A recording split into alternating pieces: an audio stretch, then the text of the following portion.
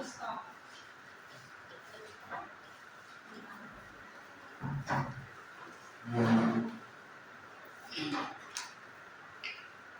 अब तो अवशेष नहीं आ रहे हैं क्या?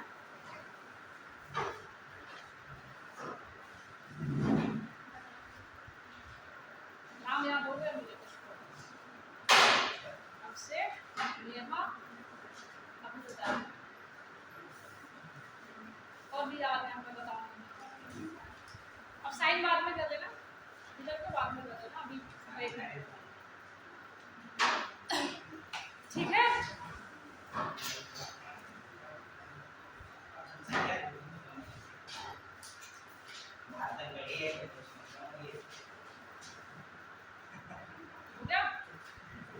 मैं स्टार्ट करूं अभी? हाँ, तो मैं क्या कह रही थी, क्या हेडिंग डलवाई है? संसदीय भाषा, शब्दावली और प्रस्ताव हम देखेंगे। हालांकि लोकसभा में बहुत लक्ष्मीकांत उठाएंगे तो बहुत कुछ दिया गया है, हमें उतना पढ़ना है तो हमारे एग्जाम के लिए इम्पोर्टेंट है। ठीक है? दूसरी बात क्या कि पता नहीं दूसरी बात क्या थी, लिखिए चलिए। हाँ, मैंने ये बताया था कि कार्रवाइयाँ करने के लिए हम क्या करते हैं, जैसे आप पूरी संसद बैठी हुई है तो आप कार्रवाइयाँ कैसे होंगी? सेशंस में होंगी ना। जैसे ये संसद अगर मैंने बैठाई है तो आप लोग आएंगे तभी तो कार्रवाइयाँ होंगी, मतलब प्रोसेस होगा आगे का कि कैसे देश के हित में क्या काम करने हैं, क्या प्रस्ताव लेके आने हैं, है ना? क्यों? तो वो सेशंस होते हैं। सेशंस कितने होते हैं? 3 थे। कौन कौन? बजट, मॉनसून और शीत, ये तो 3 होते हैं। इन तीनों में ही हम बैठते हैं, उसी में हमारी कार्रवाइयाँ होती हैं। ठीक है? अब संसद बैठ गई, अब आपको ये पता चल गया कि संसद कब बैठती है, कैसे बैठती है, ये पता चल गया। अब हम संसद के अंदर का काम करेंगे। ठीक है? कैसे प्रस्ताव आते हैं, क्या प्रस्ताव आते हैं, क्या कुछ टर्म्स हैं जो पूछ लेता है। ठीक है? तो उसी में हम थोड़े से कुछ टर्म्स देखेंगे। पहला हेडिंग डालिए, प्रश्नकाल। प्रश्नकाल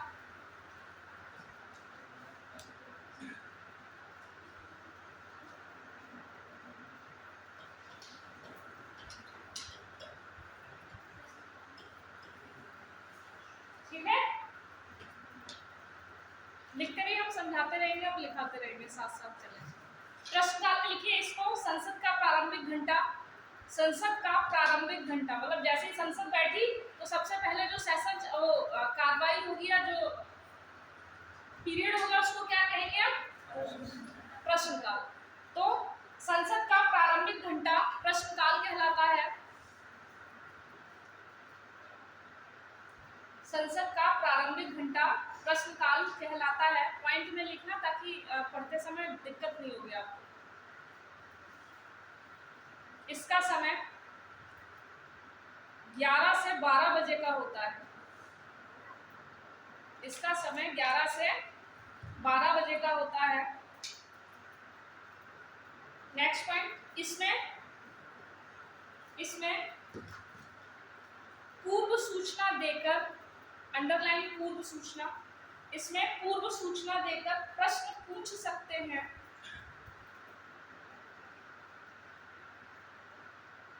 प्रश्न पूछ सकते हैं। नेक्स्ट, ऐसी पूर्व सूचना 10 दिन पहले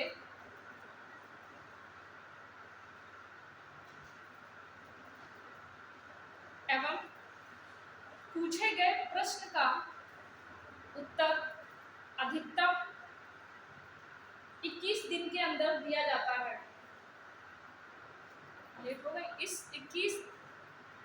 21 दिन के अंदर दिया जाता है।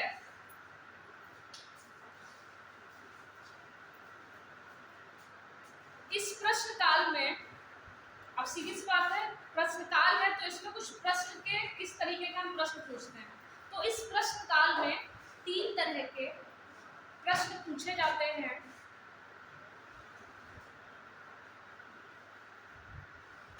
तीन तरह के प्रश्न पूछे जाते हैं।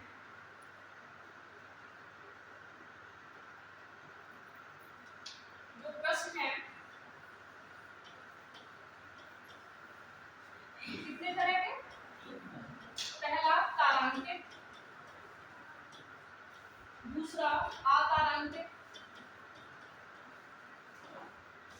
नेक्स्ट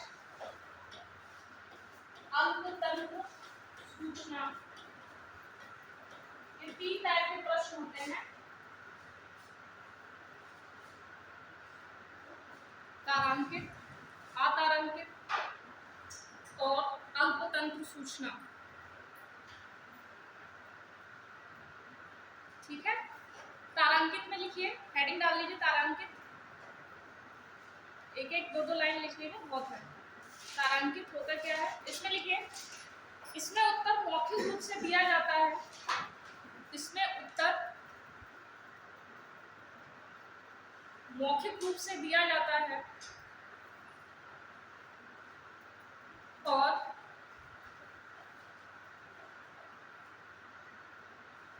इसमें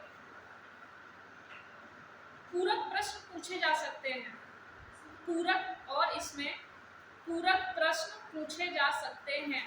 अभी समझाती हूँ, पहले लिख लो थोड़ा। पूरक प्रश्न पूछे जा सकते हैं। Next heading अतारांकित।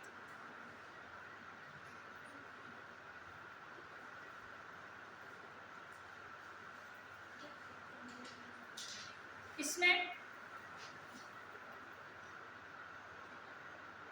उत्तर लिखित रूप से दिया जाता है, इसमें उत्तर लिखित रूप से दिया जाता है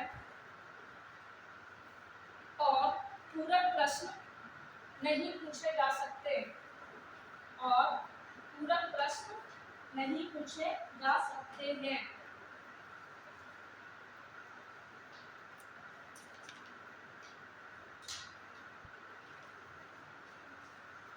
नेक्स्ट अल्पतंत्र सूचना प्रश्न। अल्पतंत्र सूचना प्रश्न।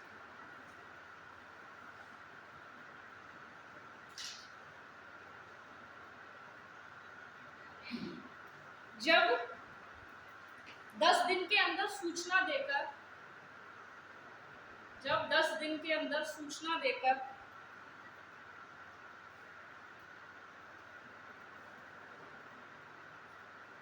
कोई प्रश्न पूछा जाता है तो उसे अल्प सूचना तंत्र प्रश्न कहा जाता है। इसका उत्तर मौखिक दिया जाता है।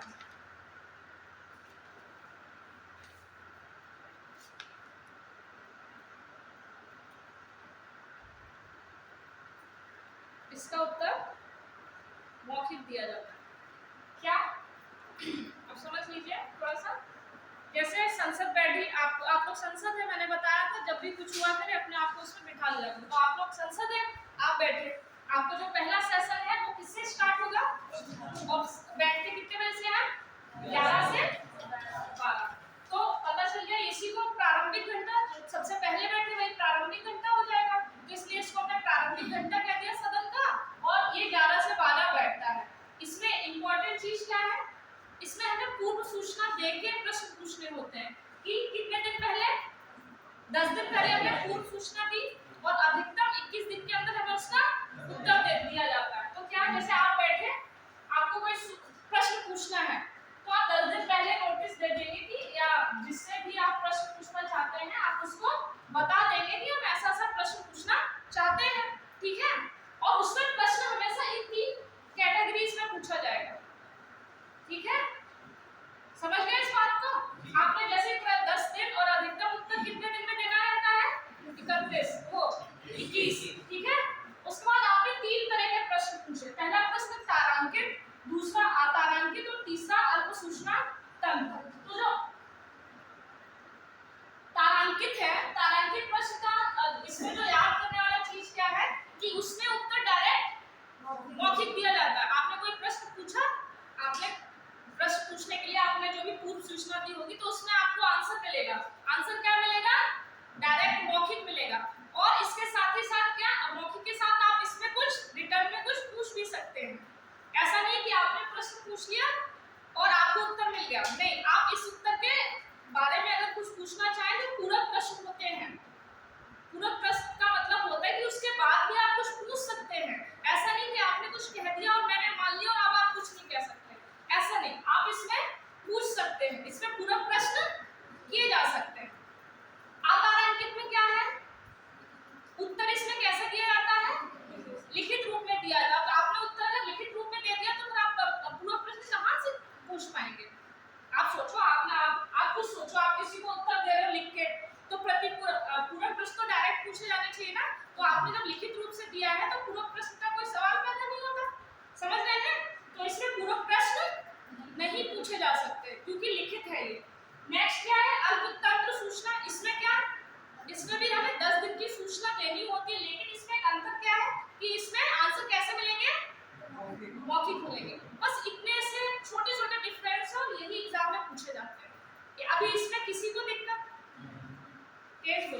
पक्का ना?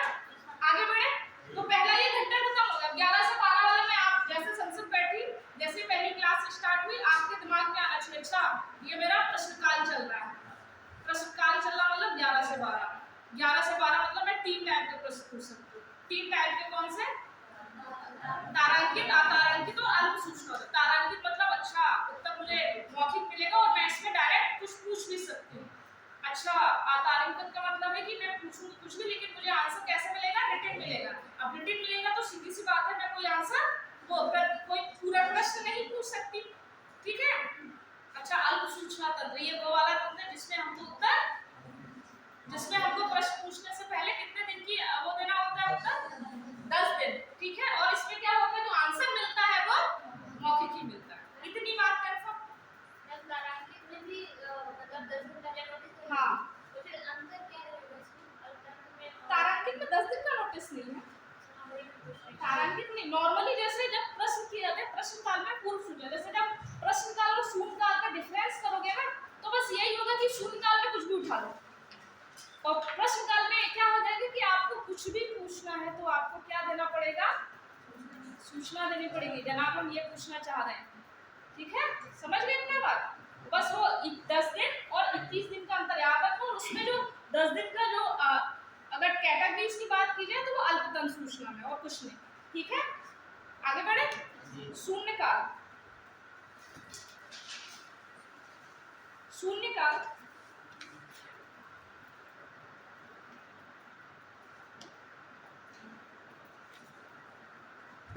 अच्छा मुझे कुछ बताना, लास्ट वाले में कुछ एक दो चीजें लिखाना मैं भूल गई थी, ठीक है? मुझे जब खत्म होगी क्लास तो उससे 10 मिनट पहले बताना, ठीक है? मैम को लिखवा दी, आप जो बता रही तो मुझे याद आ जाएगा क्या लिखवाना। शून्यकाल हेडिंग डाल लीजिए, इसमें लिखिए टाइमिंग लिख लीजिए 12 से 1। कहते हैं 12 बजे, जब 12 बजता है तो हमारा ऐसे हो जाता है, ऐसे होता है कि नहीं होता? तो उसी को शून्यकाल समझ लो, एक ये कॉन्सेप्ट लग सकता है, ठीक है? तो हमेशा याद रहेगा 12 से 12 बजते देखे हो कि नहीं देखे हो? तो 0 हो जाता है मतलब वो फिर से नया, ठीक है? तो वो ऐसे याद कर लो। तो शून्यकाल हेडिंग इसका जो टाइमिंग है देखिए इस ये है 12 से 1 बजे होता है। यह भारतीय संसद की देन है, यह भारतीय संसद की देन है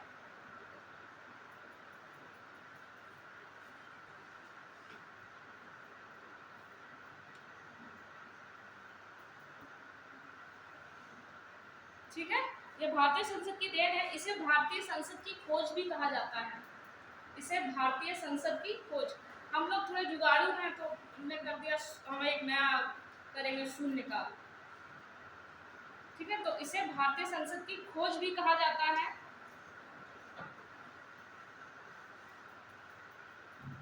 इसमें सदन के सदस्य, नेक्स्ट पॉइंट, इसमें सदन के सदस्य बिना पूर्व सूचना के प्रश्न पूछते हैं। इसमें सदन के सदस्य बिना पूर्व सूचना के प्रश्न पूछते हैं।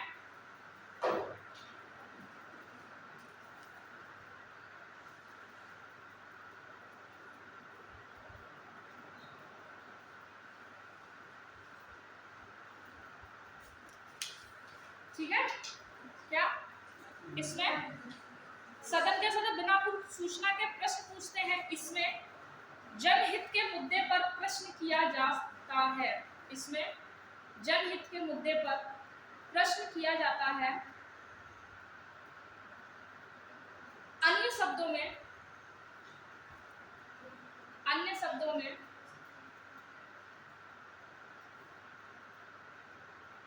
नेक्स्ट है, अन्य शब्दों में प्रश्नकाल और कार्यक्रम तय करने के मध्य, प्रश्नकाल और कार्यक्रम तय करने के मध्य के समय को शून्यकाल कहा जा सकता है। प्रश्नकाल और कार्यक्रम के मध्य के समय को शून्यकाल कहते हैं। यह 1962 से जारी है, यह 1962 से जारी है। नोट करके लिखो, नोट करके लिखो। प्रश्नकाल की ही तरह प्रक्रिया के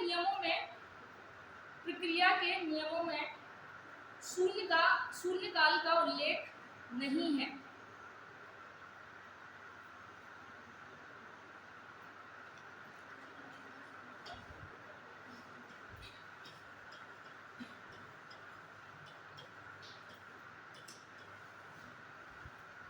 शून्यकाल, ये नोट करके लिखो। प्रश्नकाल की ही तरह प्रक्रिया के नियमों में शून्यकाल का उल्लेख नहीं है। ठीक है, अगर जैसे कोई संसद के अपनी प्रक्रिया है, उसके नियम है, उस अगर कायदे कानून से देखा जाए तो ना ही प्रश्नकाल का कोई उल्लेख है और ना ही कोई शून्यकाल का उल्लेख है। किसमें? हालांकि शून्यकाल हमारी भारतीय संसद की देन है, लेकिन इन दोनों का ही उल्लेख संसद के नियमों में, प्रक्रिया के नियमों में नहीं है। इस बात को गांठ बांध लेना, दो चीजें अलग हैं। संसद की जो प्रक्रिया होती है, ठीक है, उसके अपने नियम कायदे कानून है, उस प्रक्रिया में ना ही शून्यकाल का कोई उल्लेख और ना ही प्रश्नकाल का। लेकिन हालांकि हमारी संसद कभी कभी मोस्टली क्या मतलब कुछ एक आधे मुद्दे पर हम परंपरागत रूप से भी अपनी संसद को चलाते हैं, है ना। हालांकि ये जो है प्रश्नकाल और शून्यकाल, ये संसद के नियमों में नहीं है। कौन से नियमों में? संसदीय प्रक्रिया, मतलब संसद की प्रक्रिया कैसे चलेगी, है ना, उनके नियमों में नहीं है। इसका मतलब हम ये अपनी भारतीय परंपरा के अनुसार चले जा रहे हैं, बस यही तो है। चलना तो नियम कायदे के अनुसार से चाहिए। तो भारतीय परंपरा के अनुसार कि हमने एक अडॉप्ट कर ली कोई चीज, अब हम उसको बस कैरी कर रहे हैं। भले वो कायदे कानून जो के उसमें नहीं है, लेकिन भारतीय परंपरा के अनुसार हम उनको कैरी फॉरवर्ड किए। इस बात से समझे। इम्पोर्टेंट मतलब इसमें एक जो महत्वपूर्ण है, जो अक्सर हम नहीं ध्यान देता, वो ये है पहली बात। ठीक है, उसके बाद शून्यकाल है क्या?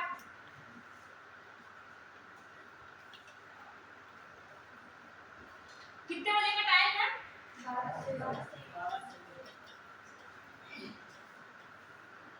एक इस तरीके से इसको ऐसे भी याद कर ले तो 12 बजना तो नींद आने लगती है, सब शून्य हो जाता है ना। अक्सर 12 बजे के बाद आस-पास तो नींद आती है, 12 से एक अच्छे से सो, खाना खाओ और सो जाओ। तो ऐसे भी याद कर सकते हो कि शून्यकाल वाला 12 बजे वाला। कभी अगर याद ना हो, हालांकि सबसे अच्छा तरीका तो यही है कि कैसे होता है, तो ये 12 का टाइमिंग होता है। ठीक है, तो और इसमें क्या है शून्यकाल में क्या है, इसमें कोई पूर्व सूचना नहीं देनी पड़ती है। कोई पूर्व सूचना, आपको जो मन में आए पूछो। इसीलिए तो जब भी देखते हो ज्यादातर शून्यकाल के समय में उल्टे सीधे सवाल उठाए जाते हैं, क्योंकि उसमें आप कुछ भी पूछ सकते हो। समझ रहे हो? अगर आपको कुछ भी पूछना तो आप कौन से काल में आओगे? जैसे ऐसी क्लास लगी है, जैसे आपको पॉलिटी की क्लास बहुत अच्छी लगती है, तो आप लोग कहते हैं कि इसमें स्ट्रेंथ अच्छी रहती है, तो आपको मतलब आपका अपना कुछ होगा। ऐसे ही मान लो आप लोग संसद हैं, आपको पता है कि अच्छा मैं कोई भी प्रश्न उसमें तो मुझे जिसने भाई लिखित दिया होगा, पूर्व सूचना दी होगी, वो तो आएगा ही आएगा। जिसने प्रश्न पूछा वो तो आएगा, सीधी सी बात है। आप ही पूछ रहे, आपने मुझसे आज प्रश्न पूछा, आपको पता है, आपने कुछ लिख के दिया और आपको पता है कि कल मैडम बताएंगे, तो आप तो आएंगे ही आएंगे। कुछ ऐसे होते हैं लड़कों में स्पेशली कि जिनको पता है हम तो कुछ भी पूछेंगे तो हम तो भैया जाएंगे शून्यकाल में। ऐसे तो होता है, आपको कुछ भी पूछना हो तो आप कौन से टाइम पे आएंगे? शून्यकाल में आएंगे कि इनको तो हम देख लेंगे, इनसे तो हम कम मिलेंगे, क्योंकि उसमें तो हमको पता है कि हमने जो लिख के दिया होगा हम केवल वही पूछते हैं। इस बात से समझ में आया कि नहीं आया? आया? ठीक, थोड़ा तेज बोल दिया तो कुछ जाता है क्या? ठीक है, इतनी सी बात, और इसमें कुछ नहीं। और संसद मतलब पॉलिटी में बार-बार कहती हूँ कि बहुत प्रैक्टिकली पढ़ी जा सकती है, इसको बहुत वो नहीं है, आराम से पढ़ो, अपने आसपास ही पॉलिटी चलती रहती है हर वक्त। ठीक है, शून्यकाल समझ में आया? चलिए नेक्स्ट लिखिए। और ये कब से चल रहा है? और इसमें और प्रश्नकाल में क्या इंपॉर्टेंट है? ये कुछ नहीं, विधि के नियमों में इनका उल्लेख नहीं है, भारतीय परंपरा के अनुसार हम उनको कैरी फॉरवर्ड कर रहे हैं। इतना समझ में आया ना? नेक्स्ट लिखिए।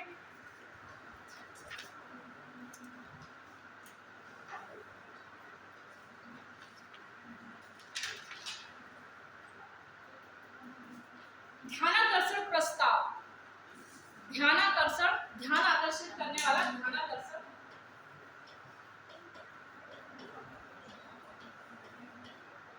ध्यानाकर्षण प्रस्ताव। ध्यानाकर्षण प्रस्ताव।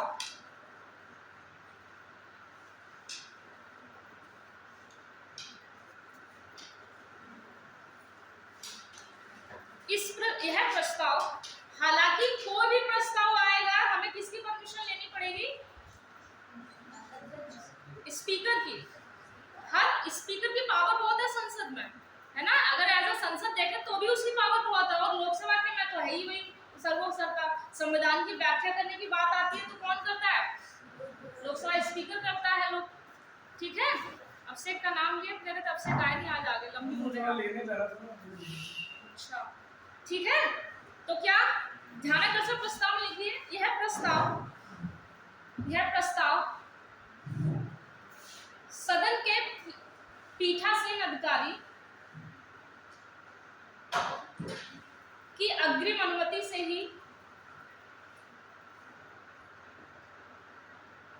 लाया जाता है।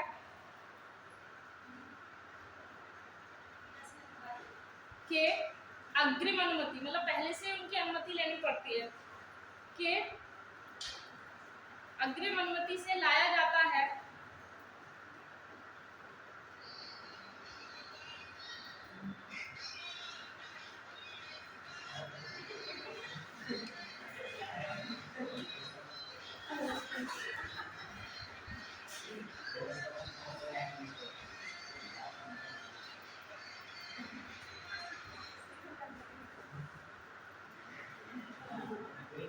माइंड डाइवर्ट कर दिया हमारा, वही कहते ना, माइंड डाइवर्ट कर दिया।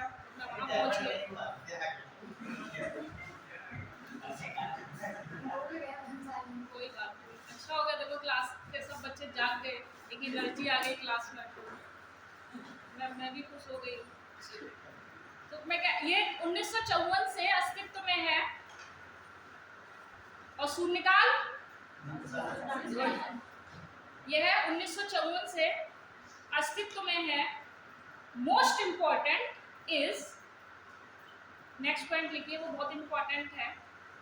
शून्यकाल से विपरीत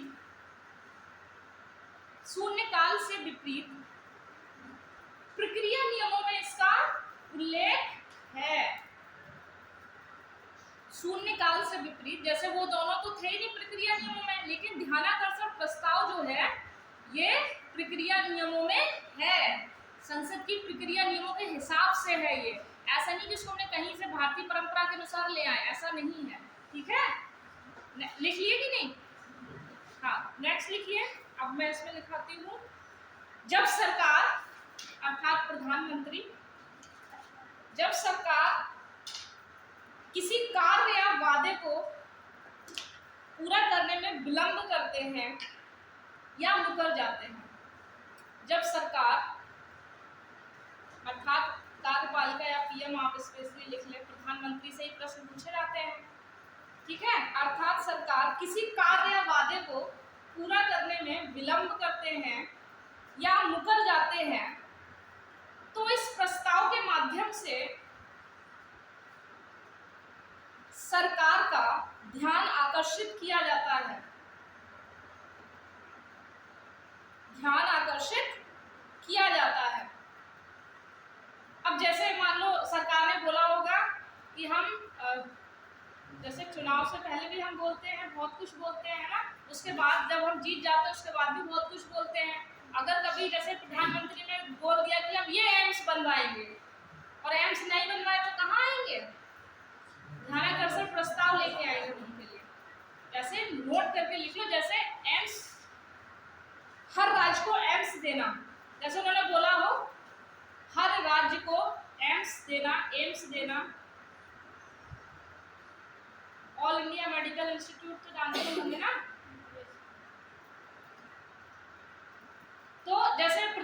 प्रधानमंत्री जी ने कोई भी ऐसा वादा किया हो, और हालांकि उस वादा को ऐसे नहीं कि जैसे चुनाव से पहले वादे होते हैं, वो तो हम जानते हैं, ये चुनावी रणनीतियां हैं, चुनाव के बाद भी हम बहुत से वादे करते हैं, है ना।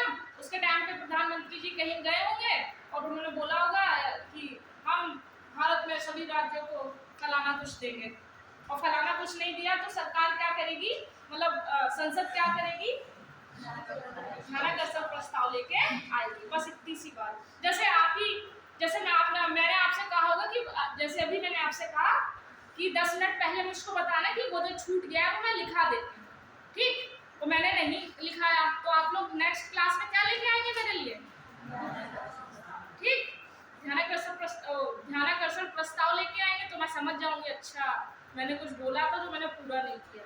इतनी सी बात है, ठीक है।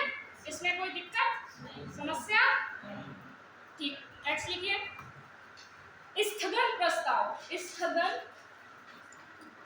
स्थगन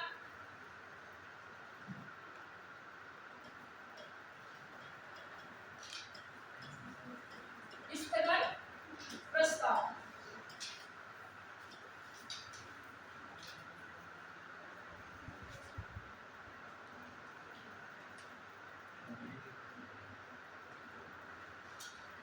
लिखिए, जब संसद सदन में पहले से ही चल रही कार्यवाही, जब संसद सदन में पहले से ही चल रही नियमित कार्यवाही को रोककर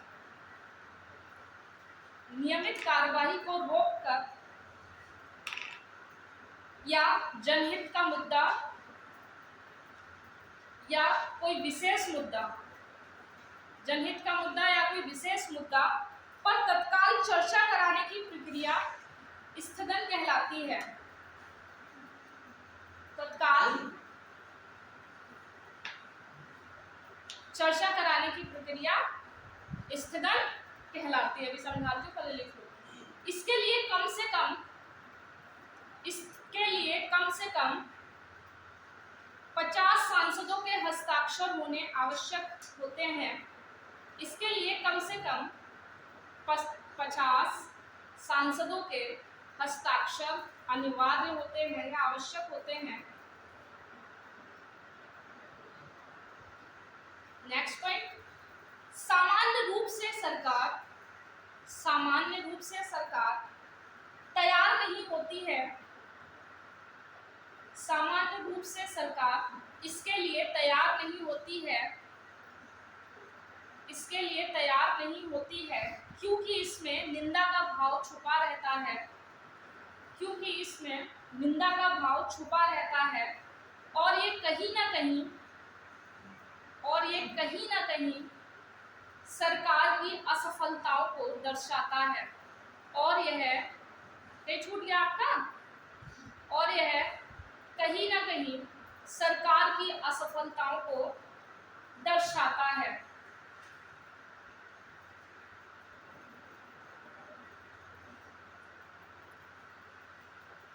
जैसे नॉर्मली हम लोग ऐसे बैठे हुए हैं, ठीक है, आप लोग जैसे बैठे हुए हैं, बहुत विशेष मुद्दा हो, और ऐसा मुद्दा कब आएगा भाई, विशेष मुद्दा है या विशेष कार्रवाई करनी है या कोई जनहित का ऐसा मुद्दा है जो उठाना बहुत जरूरी है।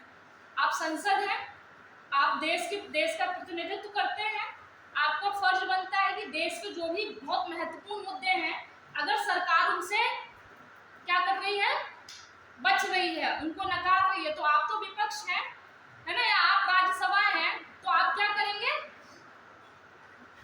50 सांसदों के केवल साइन चाहिए और हम उस मुद्दे को पहले लेके आएंगे। भाई जैसे सपोज करो अजय, अभी ये विधानसभा का मैटर हो जाएगा, जैसे कृषि कानून थे या नहीं थे, सरकार बचती थी, है ना। मान लीजिए कृषि कानून लेके आए हैं, इसका देश भर में विरोध हो रहा था, ठीक है, बहुत भयंकर संख्या में विरोध हुआ, स्पेशली दिल्ली और जिनका सबसे ज्यादा नुकसान होना था, क्योंकि वही ऐसे देश है जो कृषि पे उनकी इकोनॉमी है बहुत अच्छी, है ना। पंजाब हरियाणा ये सब यहाँ के जो किसान होते हैं ना, उनका देख लोगे ना आप तो कहेंगे ये किसान होते हैं, किसान की परिभाषा को अगर बदलते हैं तो वो लोग बदलते। तो वहां पे दिल्ली को उन्होंने जाम करके रखा था, ये सारी चीजें तो आपको पता था, जनहित का मुद्दा था, देश का मुद्दा था, है ना। तो अब क्या करना था, हमको इसको संसद में उठाना था। संसद में उठाने का मतलब है कि आपको उस पर चर्चा होगी अच्छी सी। तो फिर क्या होगा, आप 50 लोग मिलकर साइन करेंगे और अध्यक्ष महोदय को दे देंगे और जो भी कार्रवाई चल रही होगी उसका स्थगन कर दिया जाएगा। और फिर क्या स्टार्ट होगा, सिंघम। सिंघम आई मीन जो आप मुद्दा उठाना चाहते हैं वो। समझ पाए इतनी सी बात को? क्या समझ पाए? आप बताओ क्या समझ पाए? बताओ, आप ही बताओ। आप से आगे वाले आप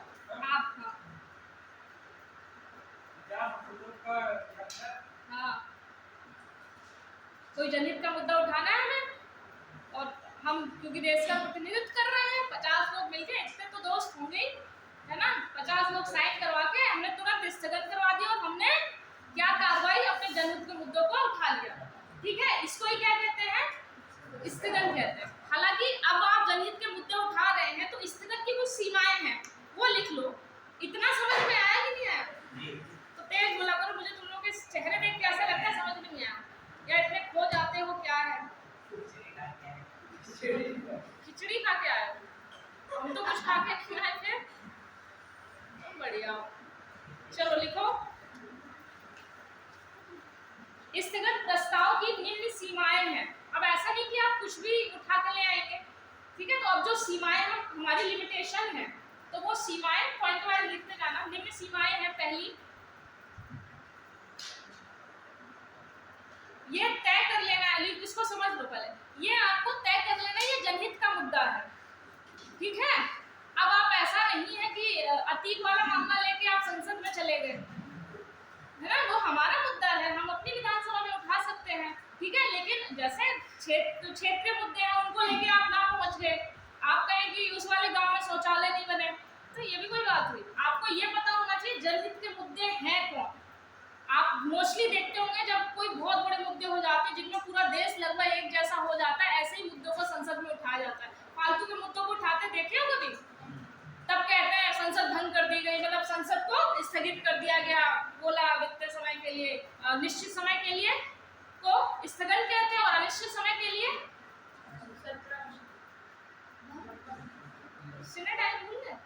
अनिश्चित समय के लिए था। हम नहीं बताएंगे हम कब, तुम लोग को एक डंडा लेके दौड़ाने वाला है, इतने अच्छे से समझाने के बाद तुम लोग भूल जाते हो।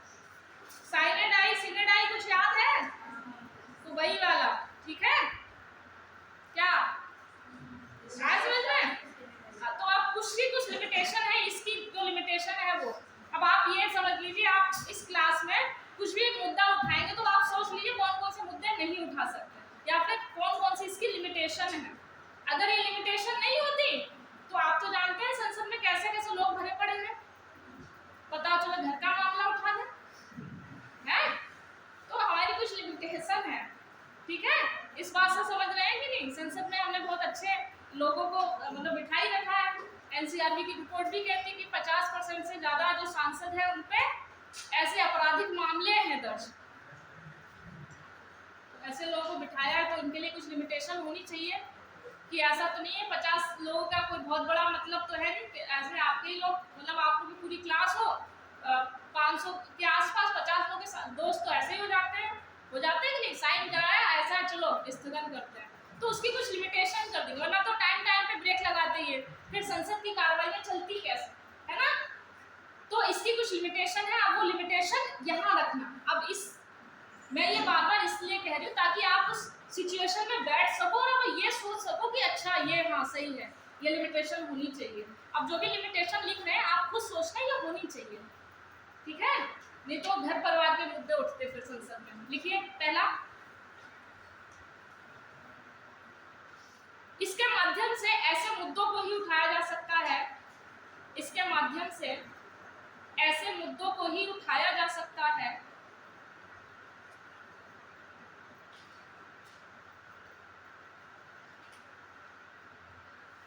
जो कि निश्चित तथ्यात्मक तथ्यात्मक, व्यापक एवं अत्यंत जरूरी के होने के साथ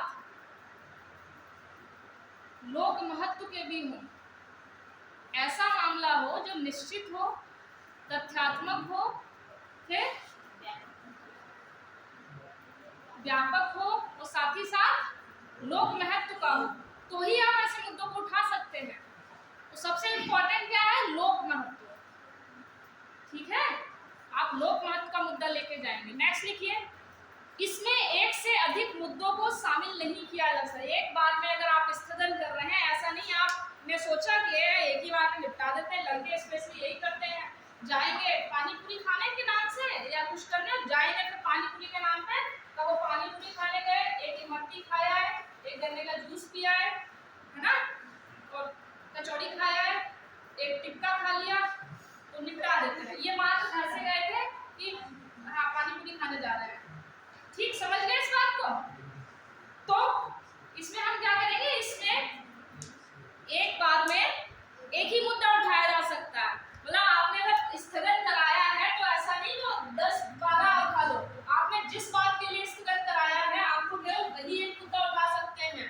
ठीक है, और उसकी लिमिटेशन होती है कि आप इसके इधर उधर नहीं जाएंगे, फिर तो मामला बहुत खिंच जाएगा। फिर तो पता चले एक ही व्यक्ति की स्थगन पे ही पूरा समय निकाल दी, फिर कैसे सेशन चलेंगे। ठीक है, समझ गए इस बात को? तेज बोलो। लिखिए, इसके माध्यम से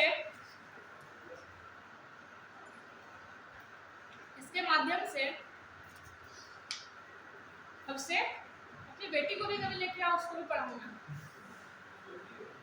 कितनी छोटी है? किस क्लास में? अबे यार, चलो मैं उसको कुछ तो पढ़ाऊंगी, उसको आगे बिठाया करूंगी, पढ़ाऊंगी तो मैं ही नहीं पढ़ा पाऊंगी, फिर चलो उनको यहाँ बिठाया हमने। ठीक है, चलिए नेक्स्ट लिखिए, इसके माध्यम से कुछ चाहिए आपको? पीछे बातें कर रहे हैं, बातें मत कीजिए। इसके माध्यम से वर्तमान घटनाओं के किसी महत्वपूर्ण विषय को ही उठाया जा सकता है।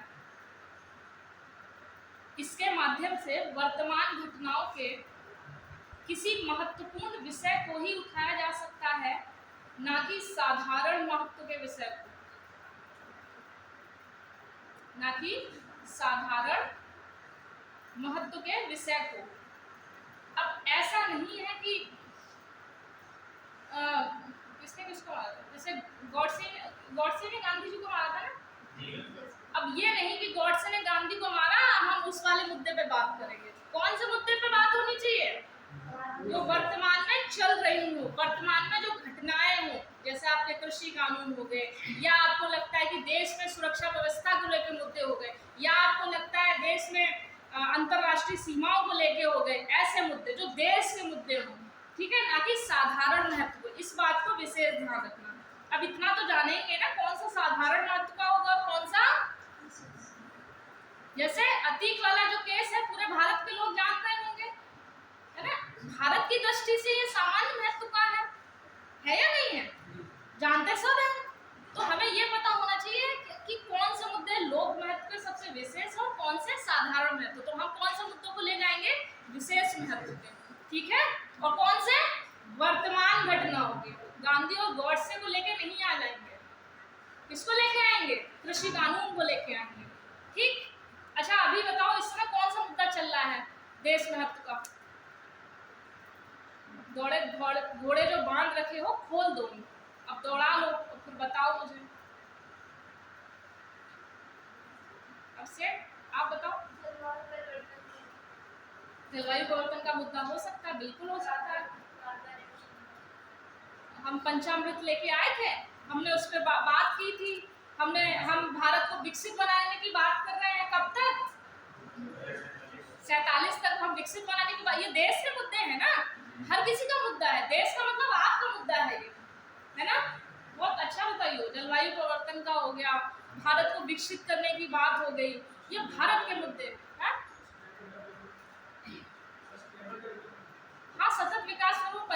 आपके ही उसमें ही आ जाएगा, जलवायु परिवर्तन को लेकर, ठीक है। तो ऐसे सतत और समावेशी विकास को साथ लेके चलो, ठीक। सतत और समावेशी को अलग ना करो। सतत का मतलब होता है कंटिन्यू, और समावेशी के साथ होता है कि सबका समावेशन है।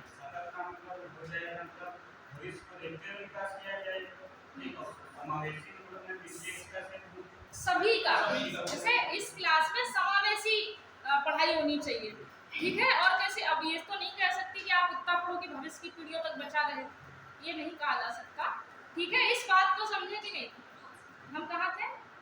तो लोक महत्व के मुद्दे हैं, वो भी देश स्तर के हैं। तो देश स्तर के मुद्दे, अब जब भी अखबार पढ़ोगे तो ये दिमाग में आना चाहिए कि अच्छा ये मुद्दा है, और अगर मुझे इसे ले जाना है, स्थगन कराना है, तो अच्छा ये करना है, 50 सांसद इकट्ठे करने हैं। ये ऐसे पढ़ाई की जाती है ना। आप अखबार पढ़ रहे हो कि ये नहीं पढ़ लिया, अच्छा पढ़ रहे हैं कि अच्छा वो उसकी चेन चोरी लेके भाग गया, पढ़ रहे हैं कि हाँ इसकी हत्या हो गई, वो गाड़ी पलट गई।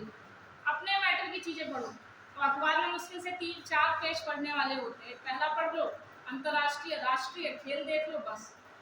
और तुम लोग सबसे पहले देखते हो कि सीतापुर में क्या हुआ है, किसकी मोटरसाइकिल छूट गई और क्या छूट गया। तो ये सब नहीं, अपने आप को, मैंने बार-बार बोल रहा हूँ कि अपना जैसे काम करोगे वैसे ये होगा, वैसे आपका बिहेवियर होगा। जैसे अगर इस हिसाब से पढ़ोगे अखबार को, तो फिर आपका जो अवेयरनेस है, तो वो आपका दिमाग अपने आप उधर ही जाएगा कि अच्छा मोदी जी उधर गए हैं, देखें क्या क्या किए करके आए हैं। मोदी जी भले गए हैं लेकिन किसके नाम पे होंगे, है ना। तो आपको ये सब आना चाहिए, अपने से आना चाहिए कि हम पढ़ रहे हैं तो रिकॉल होना चाहिए मेरा, ठीक है। चलो नेक्स्ट लिखो। इसके माध्यम से विशेषाधिकार के प्रश्न को नहीं उठाया जा सकता। इसके माध्यम से विशेषाधिकार के प्रश्न को नहीं उठाया जा सकता। नेक्स्ट, इसके माध्यम से ऐसे किसी भी विषय पर चर्चा नहीं की जा सकती। इसके माध्यम से ऐसे किसी भी विषय पर चर्चा नहीं की जा सकती जिस पर उसी सत्र में चर्चा हो चुकी हो, जिस पर उसी सत्र में चर्चा हो चुकी हो। मतलब क्या, विशेषाधिकार जो होते हैं उनका अपना एक नियम कायदा कानून और वो अलग है। आप ये नहीं संसद में आके कह सकते कि अब ये हमारे विशेषाधिकारों का हनन कर रहा है, हम स्थगन प्रस्ताव लेके आ गए, वो कुछ नहीं है, ठीक है। तो ये विशेषाधिकार के अधिकारों को लेकर कोई मुद्दा नहीं आप उठाएंगे। दूसरा, आप क्या, हाँ सत्र, मान लो जो कोई सत्र लगा, उनकी उस सत्र में चर्चा हो चुकी है, तो आप इसका मतलब ये नहीं है कि आपको लग रहा है कि नहीं अरे हम नहीं बोल पाए, हम उसमें पार्टी में, पता चला आप क्लास में आए नहीं, आपने कहा अरे सब हो गई, नहीं मैं तो आज ही आया हूँ क्लास में। तो आप इसका मतलब ये नहीं, आप कल नहीं आए तो नहीं आए। तो अब ये नहीं कि आप फिर से स्थगन लेके आ जाएंगे, अरे हम नहीं थे, हम शामिल होने फिर से स्थगन 50 लोग को इकट्ठा किया और उसी मुद्दे पे फिर से अपने लिए चर्चा कराने बैठ गए। तो ये वाला कॉन्सेप्ट भी नहीं समझ में आ रहा है। नेक्स्ट लिखिए। इसके माध्यम से किसी ऐसे विषय पर चर्चा नहीं हो सकती, इसके माध्यम से किसी ऐसे विषय पर चर्चा नहीं हो सकती जो न्यायालय में विचाराधीन हो, जो न्यायालय में विचाराधीन हो।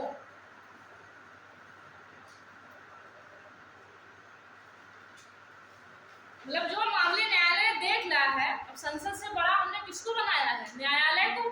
जो न्यायालय में चल रहा है भैया, न्यायालय तो डायरेक्ट निर्णय देगा, उसको तो सबको मानना पड़ेगा। तो जो भी न्यायालय में लंबित मामले हैं या फिर जो चल रहे हैं ऐसे मामले, तो आप उन मामलों को भी नहीं उठा सकते, ठीक है। आप ही सोचो, वो मामला पहुंच गया, कोई इतनी बड़ी अथॉरिटी उसे देख रही है उस मामले को, आपको उसे उठाने का क्या मतलब बनता है, क्योंकि उसका कोई मतलब ही नहीं है, ठीक है। नेक्स्ट, ठीक है ना। आप ही सोचो, सुप्रीम कोर्ट और न्यायालय या फिर जितने भी न्यायालय, ये तो छोटी मोटी अथॉरिटी हैं, उनके पहले हम क्या लिखते हैं, न्यायमूर्ति। तो इतनी बड़ी अथॉरिटी के पास अगर कोई मामला है, फिर आपका बनता नहीं है उसको आप स्थगन के थ्रू ले आए, ठीक है। नेक्स्ट लिखिए। इसे किसी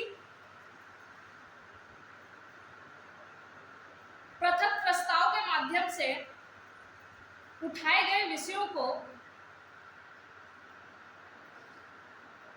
इसे किसी पृथक प्रस्ताव के माध्यम से उठाए गए विषयों को पुनः उठाने की अनुमति नहीं होती। अभी समझाती हूँ। इसे किसी पृथक प्रस्ताव के माध्यम से उठाए गए विषयों को पुनः उठाने की अनुमति नहीं होती। यही तो प्रस्ताव नहीं है। ऐसे बहुत से संसद में प्रस्ताव होते हैं जो हमने सुने भी नहीं होते हैं, है ना, वो संसद जान रही होती है। या फिर ऐसे बहुत होते हैं जो नॉर्मली जो हम एग्जाम के रिलेटेड पढ़ते हैं, वही ऐसा कुछ भी है जो किसी भी प्रस्ताव में उठा के पूछ लिया गया हो, या ऐसा कुछ भी है जो किसी भी प्रस्ताव में उठा लिया गया हो, फिर मतलब नहीं बनता कि आप उसको स्थगन में लेके आए। ठीक है, इस बात से सहमत? चलिए आगे बढ़िए।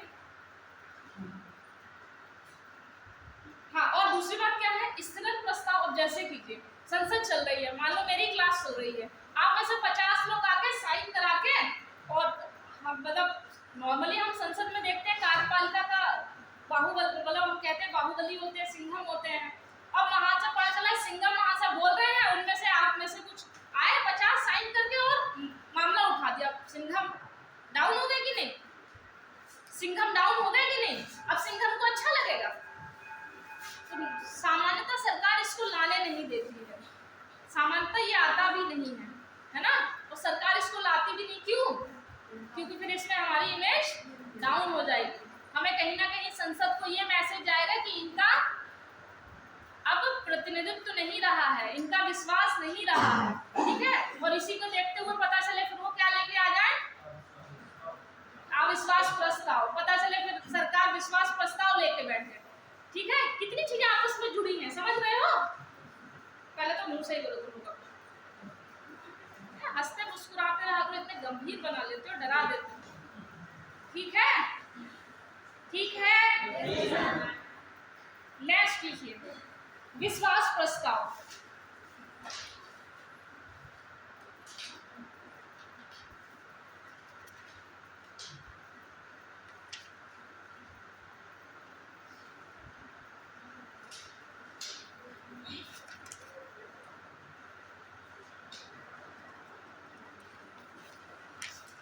विश्वास प्रस्ताव लिखिए।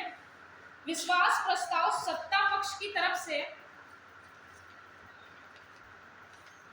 विश्वास प्रस्ताव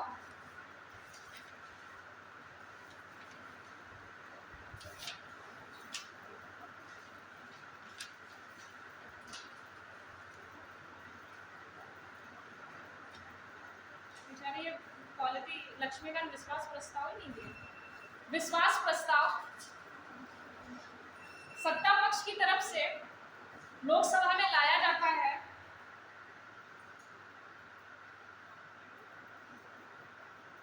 यह भी संसदीय नियमों में नहीं है। अच्छा, मेरी पुरानी होगी क्या? इतनी भी पुरानी नहीं है तो अपडेट करूं। यह संसदीय नियमों में नहीं है।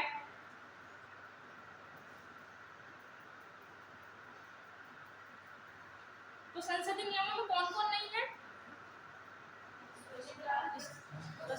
शून्यकाल और विश्वास प्रस्ताव। ठीक, याद रखना, छोटी छोटी मगर मोटी बात है, मतलब शक्तिमान। पूरा बोला करो, ठीक है? लिखिए इसमें कहाँ तक है? नहीं है। अगर विश्वास प्रस्ताव पास नहीं होता है, अगर विश्वास प्रस्ताव पास नहीं होता है तो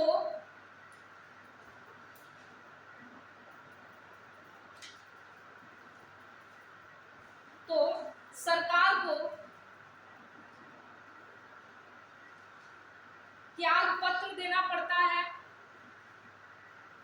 सरकार को त्याग पत्र देना पड़ता है।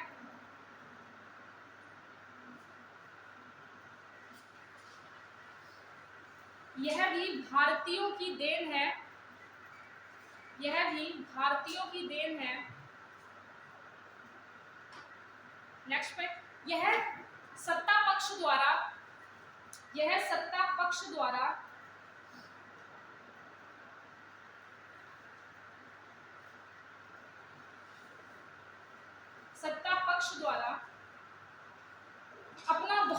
सिद्ध करने के लिए लाया जाता है, अपना बहुमत सिद्ध करने के लिए लाया जाता है।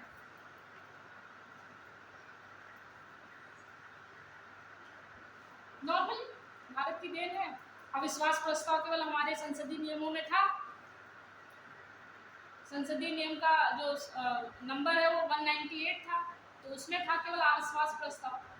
तो भारत की एक नई देन है कि हम विश्वास प्रस्ताव लेके आते हैं, और विश्वास प्रस्ताव अगर पास नहीं हो रहा तो सीधी सी बात है कि आपका संसद में बहुमत नहीं है, आप निकल लो फिर, है ना। फिर राष्ट्रपति को भी लग जाएगा ये पास ही नहीं करा पाए हैं, तो फिर वो उससे कह देगी कि आप त्याग पत्र दीजिए। ठीक, चलिए लिखिए अविश्वास प्रस्ताव। अविश्वास प्रस्ताव, इसके आगे मोटा मोटा लिखना नियम 198। कभी कभी ऐसे ही पूछ लिया जाता है अविश्वास प्रस्ताव कूट में दे, जैसे आईएएस में एक दो बार ऐसा पूछा गया है कि अविश्वास प्रस्ताव संसदीय नियमों में नहीं है।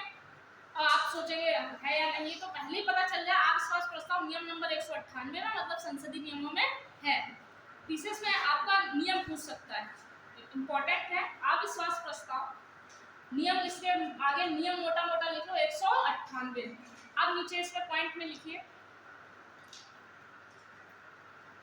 यह प्रस्ताव विपक्ष द्वारा लोकसभा में लाया जाता है। ये विपक्ष लेके आएगी, वो ये बताएगी देखिए इनका संसद अब लोकसभा में या संसद में इनका क्या नहीं रहा। हाँ, तो ये खिसिया के कौन लेके आएंगे, वो जो पीछे हमारे वो बैठे थे, राहुल गांधी तो आए नहीं, लेकिन उनके साथ ही बैठे हुए हैं। ठीक है, यह प्रस्ताव विपक्ष द्वारा लोकसभा में लाया जाता है। नेक्स्ट लिखिए, अविश्वास प्रस्ताव लाने के लिए कम से कम, मोस्टली क्या होता है ना, आप जब भी देखेंगे संसद में ज्यादा से ज्यादा बहुत कम से कम संख्या रखी जाती है किसी विशेष चीज को लाने के लिए, वो क्या 50। ठीक है, तो इसमें बहुत कंफ्यूज नहीं होना। लिखिए, अविश्वास प्रस्ताव लाने के लिए लोकसभा में कम से कम 50 सदस्यों द्वारा लिखित व हस्ताक्षरित नोटिस होना चाहिए।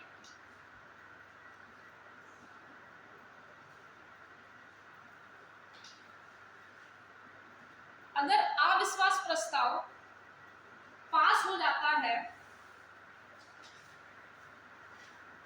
तो सरकार को त्यागपत्र देना पड़ता है, त्यागपत्र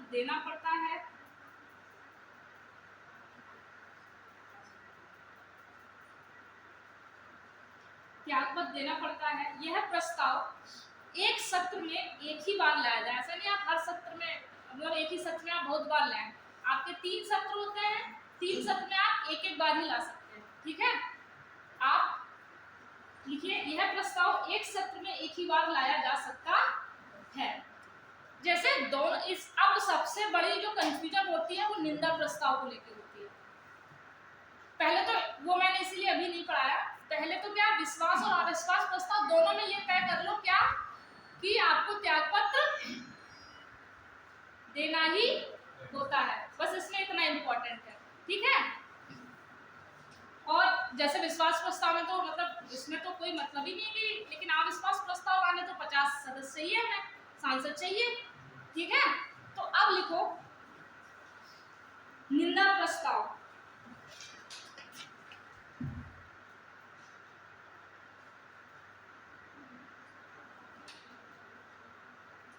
लिखिए,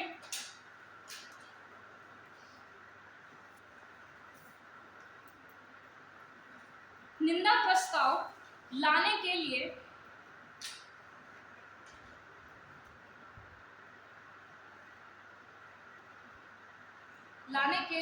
कारण बताना आवश्यक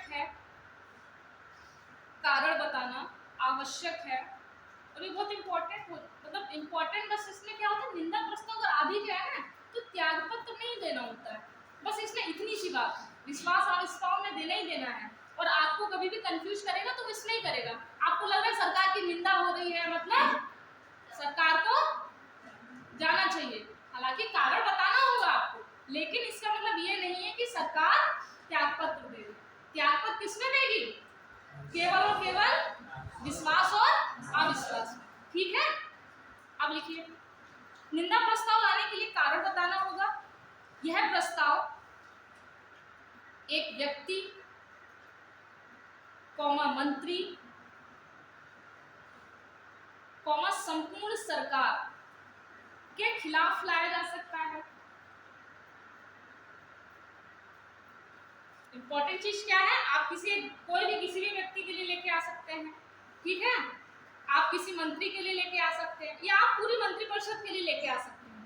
लाने से पहले आपको क्या बताना होगा?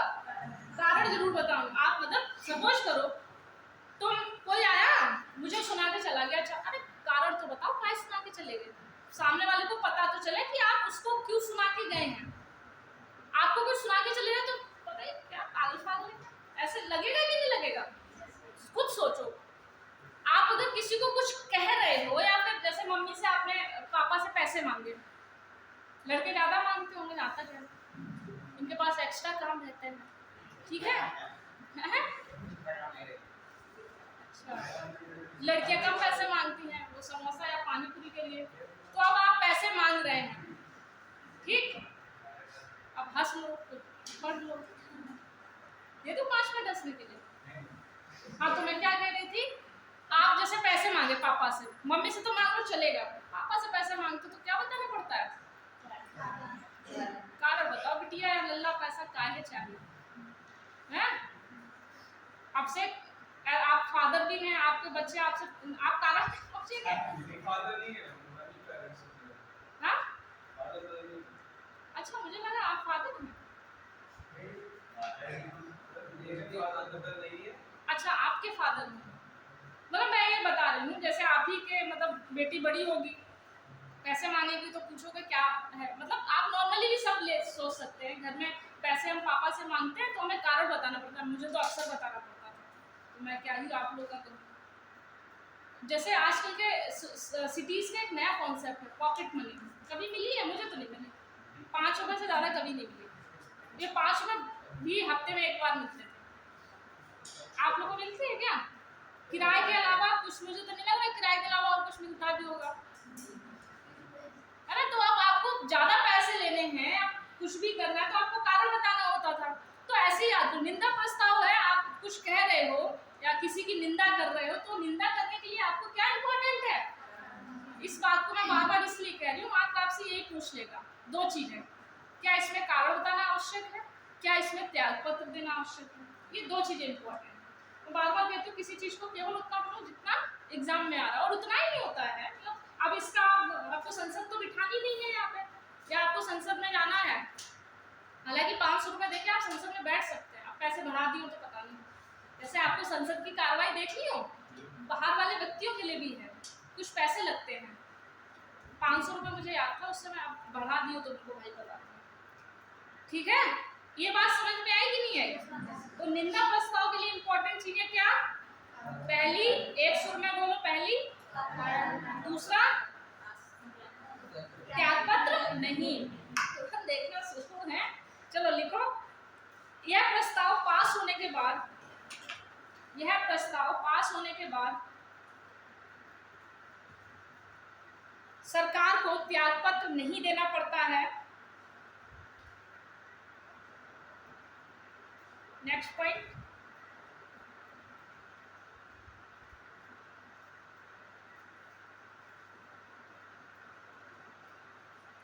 इस प्रस्ताव को लाने के लिए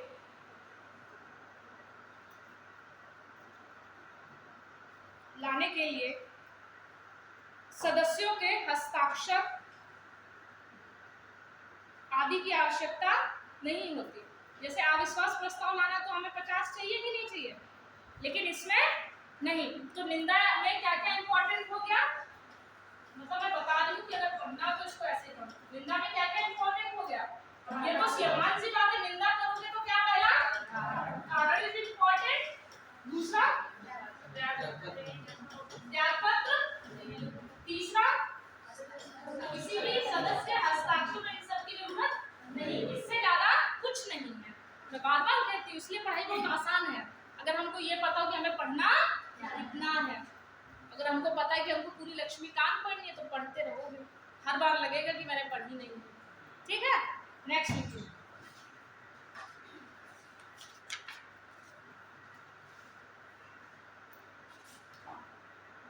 ठीक है, नेक्स्ट लिखिए धन्यवाद प्रस्ताव। धन्यवाद प्रस्ताव।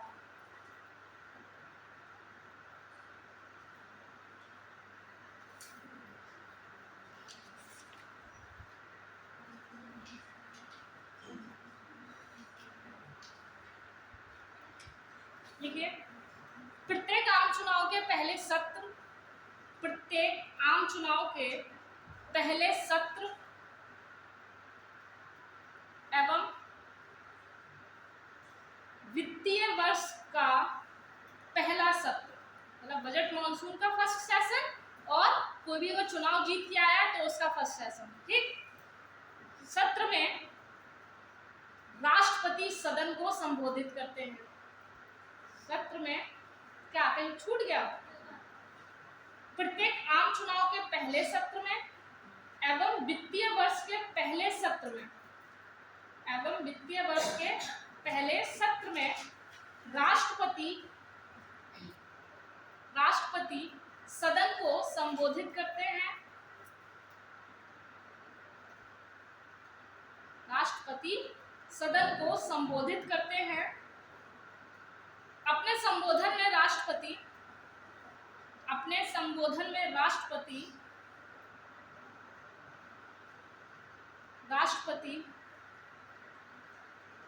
पूर्ववर्ती वर्षों, मतलब पिछले वर्षों एवं आने वाले वर्षों में सरकार की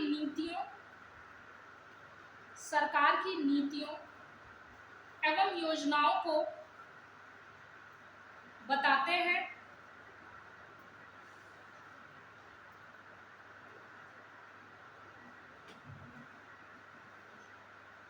दोनों सदनों में इस पर चर्चा होती है, मतलब बाद में दोनों सदनों में इस पर चर्चा होती है।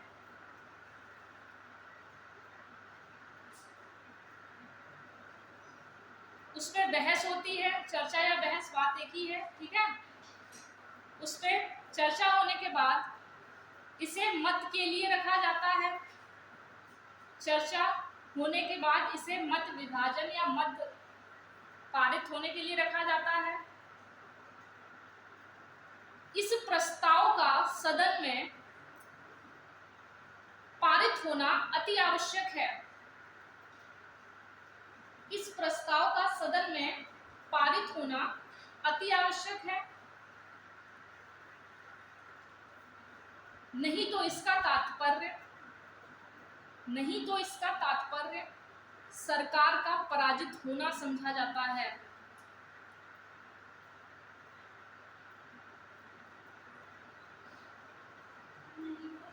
नहीं तो इसे सरकार का पराजित होना समझा जाता है।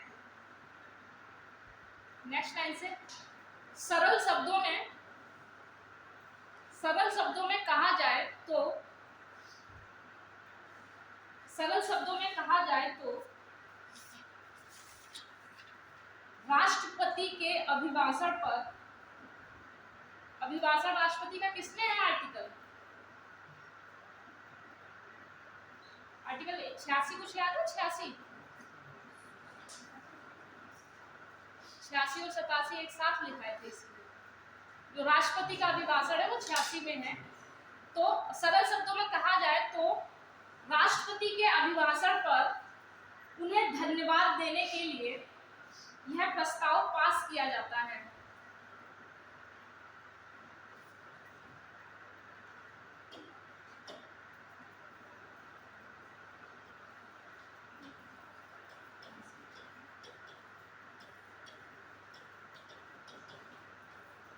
पहली बात इसमें इंपॉर्टेंट क्या हो गई कि राष्ट्रपति के अभिभाषण के लिए सीधी सी बात, जब इस राष्ट्रपति का अभिभाषण, ठीक, तो राष्ट्रपति अभिभाषण कब करते हैं?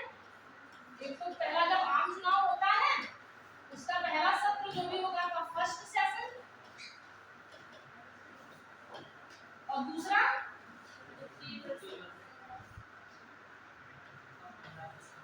वित्तीय वर्ष का फर्स्ट सेशन, मतलब बजट सेशन का फर्स्ट सेशन। इसी में क्या वो करते हैं, इसमें राष्ट्रपति करते क्या है, पिछले और आने वाले समय में।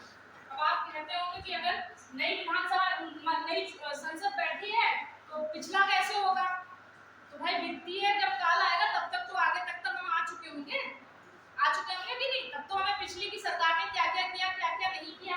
तो पिछले और आने वाले वर्षों में सरकार की जितनी भी योजनाएं हैं उनके बारे में बता देते हैं। अब मतलब राष्ट्रपति चर्चा कर रहे हैं, राष्ट्रपति ने सरकार की इतनी तारीफ कर दिया, जो भी कर दिया, तो अब क्या समझा जाता है, इस राष्ट्रपति महोदय ने जो भी सरकार की तारीफ की है, अब इसमें सबको सहमत होना चाहिए। इसके लिए इसमें क्या है, इसमें चर्चा होती है हर एक सदन में। चर्चा होने के बाद इसको मतदान के लिए रखा जाता है, और मतदान का पास होना इम्पोर्टेंट है, क्योंकि सरकार की बात की है राष्ट्रपति ने। नहीं समझे इस बात, मुस्कुरा दो थोड़ा सा, क्वालिटी हंसते हैं मुस्कुराते पढ़ा को, वो देखो कितने आराम से लेट के पढ़ रहे हैं, थोड़ा आराम से पढ़ो, कल से बेड और बिछा दो। ठीक है, इतनी बात आई समझ में कि क्या सीधी सी बात है, अब सरकार की तारीफ कर रहे हैं राष्ट्रपति महोदय, तो अब इसका पास होना बेहद जरूरी है। और अगर ये पास नहीं होता तो फिर क्या समझा जाएगा, कुछ नहीं है इनको, फिर राष्ट्रपति अपनी विवेकी शक्तियों से जो भी लगता है उनको, तो वो सरकार को मंत्रिपरिषद को त्याग पत्र देने के लिए बोल सकते हैं। ठीक, समझ गए इतना, आगे बढ़ूं। अच्छा, एक चीज जो इम्पोर्टेंट है,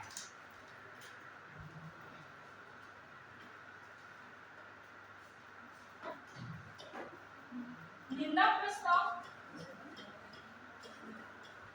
मतलब ऐसे तो ये लिखा दिया है, लेकिन फिर भी अविश्वास प्रस्ताव,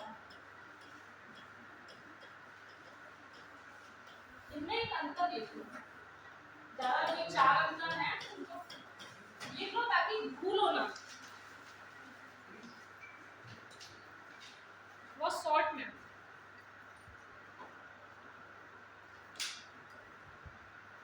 लिखिए, पहला लिखिए, निंदा प्रस्ताव में पहला कारण बताना आवश्यक, और उधर कारण की आवश्यकता नहीं, कारण बताना आवश्यक और उधर कारण की आवश्यकता नहीं। तो जैसे केवल रिवीजन करना है, डायरेक्ट देख लिया, कारण बताना आवश्यक, उधर कारण आवश्यक नहीं। दूसरा, एक व्यक्ति, मंत्री, संपूर्ण मंत्रिपरिषद, तीनों के लिए लाया जा सकता है। एक व्यक्ति या एक मंत्री या संपूर्ण मंत्रिपरिषद के लिए लाया जा सकता है। एक व्यक्ति, चाहे वो एक व्यक्ति हो, चाहे वो एक मंत्री हो, चाहे संपूर्ण मंत्रिपरिषद। ठीक, वहां लिखिए, इसमें यह सिर्फ, मतलब ये लिखिए, यह सिर्फ संपूर्ण मंत्रिपरिषद के लिए लाया जाएगा, यह सिर्फ और सिर्फ संपूर्ण मंत्रिपरिषद के लिए लाया जाएगा। पास होने पर त्यागपत्र नहीं देना पड़ता है, पास होने पर त्यागपत्र नहीं देना पड़ता है। उधर तीसरा पॉइंट, पास होने पर त्यागपत्र नहीं देना पड़ता है निंदा प्रस्ताव में, उधर लिखिए त्यागपत्र देना पड़ता है। किसी हस्ताक्षर की आवश्यकता नहीं, किसी सदस्य के हस्ताक्षर की आवश्यकता नहीं, उधर लिखिए, मतलब इधर लिखिए। चौथा पॉइंट, किसी सदस्य के हस्ताक्षर की आवश्यकता नहीं, और उधर लिखिए 50 सदस्यों के हस्ताक्षरों की आवश्यकता है।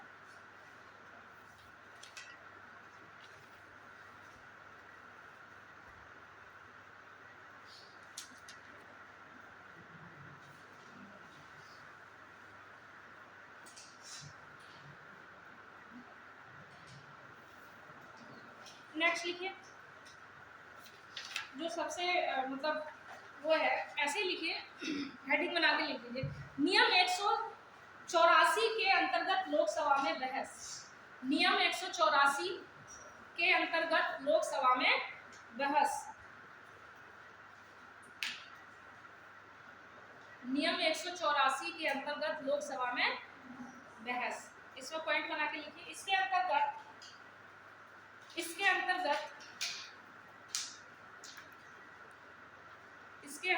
लोकसभा में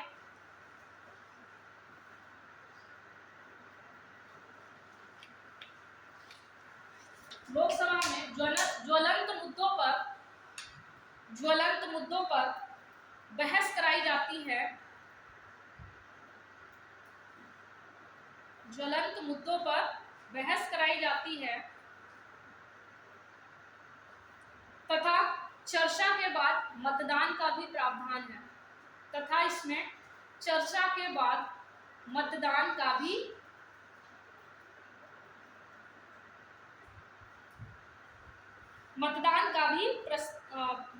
प्रावधान है। नेक्स्ट लिखिए, अगर सरकार मतदान में हार जाती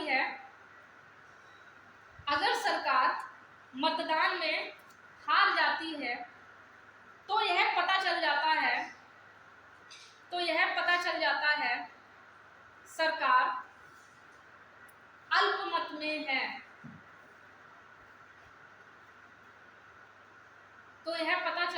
कि सरकार अल्पमत में है।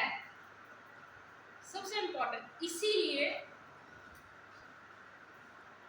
कोई भी सरकार इस नियम के तहत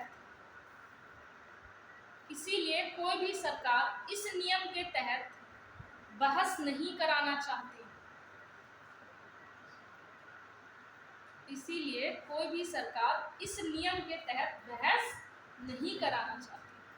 तो नियम नंबर 184 कितना पावरफुल है, तो आपको ये पता होना चाहिए। नियम नंबर 184 बहुत पावरफुल है। अगर इसके तहत किसी ज्वलंत मुद्दे पे अगर इसको उठा लिया गया, फिर क्या होगा? मतदान होने का मतलब है अगर आप मतदान में हार गए, ठीक है, अगर आपका, तो ये क्या सिद्ध हो जाएगा कि सब आपके पक्ष में। आप जब संसद नहीं देखते तो ऐसे करते रहते, देखते हो कि नहीं? तो वो वही एक होता है सांकेतिक मतदान उसको कहते हैं। तो वो अगर मान लो पता चला कि हमने इस नियम के तहत ज्वलंत मुद्दे पे बात कर ली, मोदी जी बहुत अच्छी बात बोल रहे हैं किसी ज्वलंत मुद्दे पे, तो सबका खटखटाना जरूरी है। ना खटखटाया तो गए, पता क्या चल जाएगा कि ये अल्पमत में है। तभी देखते हुए सब खटखट लगाए रहते हैं। तो वो खटखट का मतलब है ध्वनि मत होता है, मतलब वो ध्वनि मत समझ लो या सांकेतिक मत समझ लो, कुछ भी, ठीक है। इसीलिए जब संसद में बैठना और लग रहा है कि हाँ, तो जिस पार्टी से हो उसी के लिए, पता चला राहुल गांधी जी कुछ कह रहे इधर वाले, पता चला ये बढ़ा दे, तो क्या पता चल जाएगा? राहुल गांधी जी बहुमत में हैं, आप नहीं हैं। नहीं समझ पाए मैंने क्या कहा? तो इतनी हंसी की बात को तुम लोग इतना गंभीर बना सकते हो। अब तुम लोग को जोक पे हंसना नहीं आता क्या? फिर से दोहराऊं? मैंने हंसना मना नहीं किया, मैंने बोला हंसो उतना जितना जरूरी हो। अब पता चला हंसते हंसते लौट गए निकल गए, तो ये हंसना किसको अच्छा लगेगा? तो हंसते हंसते पता चला महोदय नागिन डांस करते हुए बाहर निकल गए, तो फिर ये वाला गड़बड़ हो जाएगा। तो उतना हंसिए जितना, देखो ये कितना लिमिटेड हंसते हैं, बस मुस्कुरा देंगे, बस नजरें झुका देंगे, हम इतना ही हंसेंगे, एनर्जी को बचाते हैं, ठीक है। सबके अपने अपने, ठीक है। तो समझ में आया कि नहीं? नियम नंबर 184 इज पावरफुल। कौन है ये? शक्तिमान और सिंघम। कौन? अब लिखिए, नियम 193 के अंतर्गत लोकसभा में बहस। नियम 193 के अंतर्गत लोकसभा में बहस।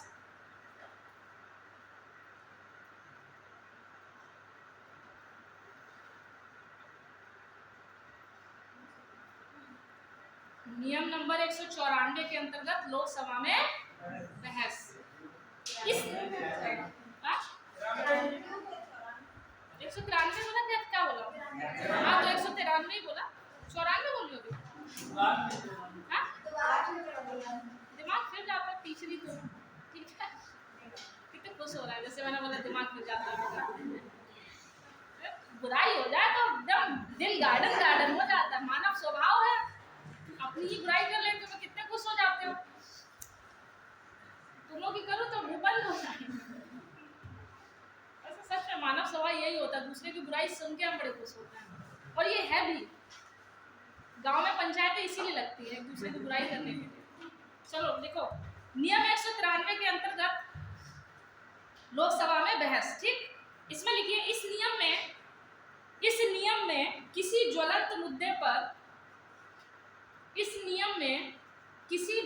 मुद्दे पर लोकसभा में चर्चा या बहस कराई जाती है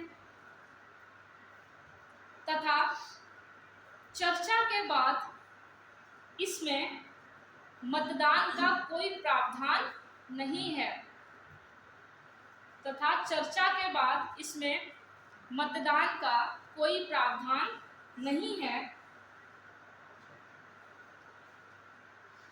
सरकारें सामान्यतः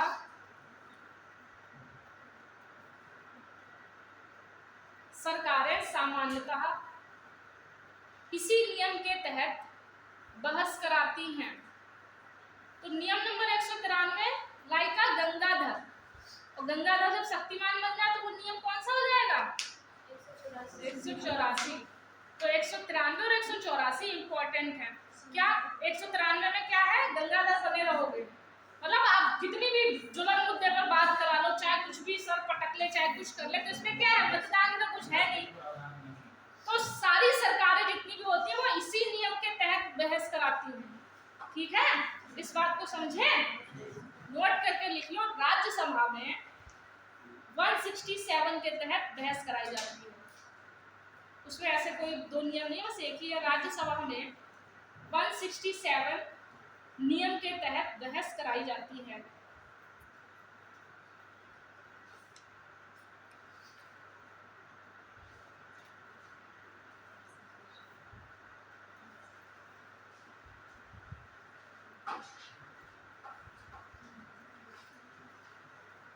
कुछ शब्दावलियां हैं, ठीक है।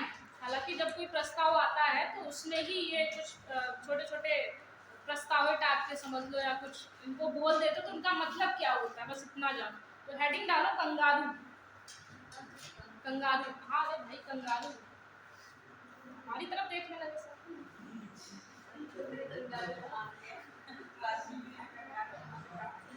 कंगारू, ठीक है। खुश बहुत हो जाते हैं मैं जब भी देखती हूँ अपनी, मैं थोड़ा सा अपनी खिल्ली उड़ा लूँ या दो चार बुराई कर लूँ, कौन सी आत्मीय खुशी मिल जाती है आपको। लिखिए कंगारू, लिखिए इसके आगे लिखिए, जब किसी विधेयक के कुछ मुद्दों या भागों पर, जब किसी विधेयक के कुछ मुद्दों या भागों पर चर्चा करके विधेयक समय के अभाव में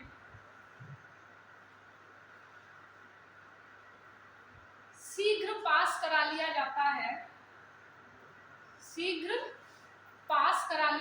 है,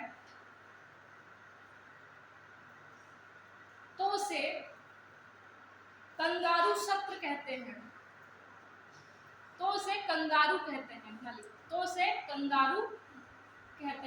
कभी भी पॉलिटी में कंगारू आ जाए प्रस्ताव को लेकर तो क्या, यह ऑस्ट्रेलिया से लिया गया है। तो ये शब्दावली भी और ये पूरी प्रोसेस भी हमने कहाँ से ली है? ऑस्ट्रेलिया से। होता क्या है समझ लो इसको, ये मान लो विधेयक है कोई, ठीक, ये यहाँ से विधेयक हो गया, ठीक। विधेयक को यहाँ पहुँचने के लिए, अंतिम बिंदु तक पहुँचने के लिए तो अधिनियम बनेगा, ठीक। विधेयक के ये पूरी मान लो ये तरह खंड हो गए। हमने केवल मान लो 3 पे हमारे पास समय कम था, हमने केवल 3 पर चर्चा की और इसको पास करा दिया,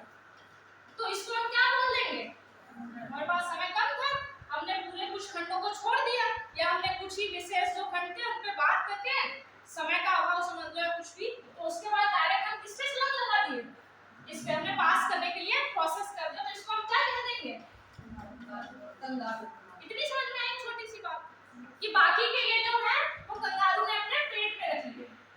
कंगारू की पॉकेट होती है ना, इसमें बच्चा हमेशा घुस जाता है ना, तो वही वाले बाकी के खंडों को कंगारू अपने पेट में रख लेता है, तो केवल कुछ खंड बचते हैं, उनपे हम चर्चा करा लेते हैं केवल, और उसके बाद उसको पास करा लेते हैं। ठीक, तो कंगारू केवल इतना, तो डरो नहीं, कंगारू मैं नहीं हूँ, पहली बात। ठीक, दूसरा देखो ग्लोटिन, गिलोटिन, गिलोटिन, गिलो, ये गिलोय वाला नहीं, ये गिलोटिन है, जो औषधि है गिलोय, वो वाला गिलोय नहीं, ये ग्लोटिन है।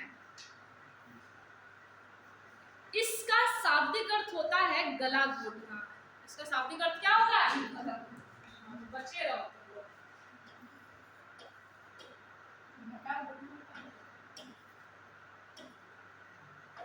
गला घोटना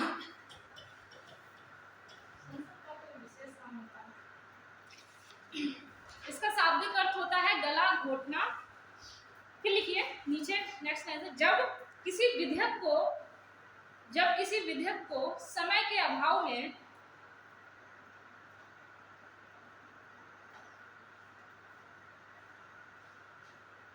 बिना चर्चा किए, इंपॉर्टेंट, बिना चर्चा किए पास करा लिया जाता है, तो इसे ग्लोटिन कहते हैं। तो इसे ग्लोटिन कहते हैं। यह फ्रेंच वर्ड है, यह फ्रेंच शब्दावली है।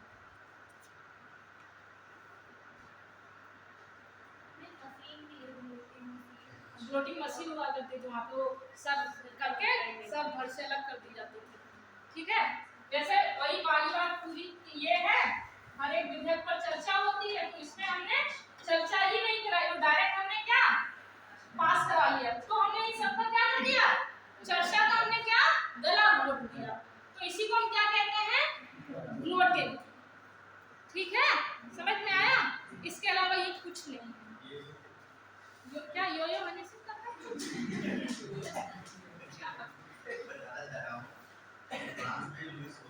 हाँ, वो बाद में, पहले उन्होंने बहुतों को चढ़ाया था अपने टाइम पे।